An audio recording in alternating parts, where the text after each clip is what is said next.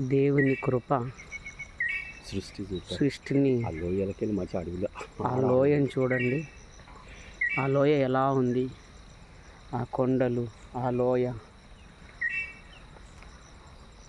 దేవుని యొక్క కృప ఎంత గొప్పది, దేవుని యొక్క మహిమ ఎంత గొప్పది, ఆయన యొక్క అద్భుత సృష్టి.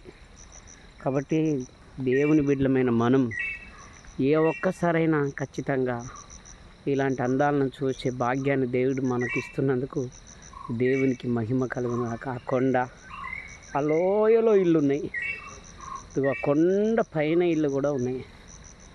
మేమున్నది కూడా పైనే కాబట్టి దేవునికి మహిమ కలుగునుగాక. చూడండి దేవుని యొక్క సృష్టి యొక్క అందాలు ఎలా ఉన్నాయి గమనించండి. దేవుని యొక్క ఆశీర్వాదం ఎలా ఉంది.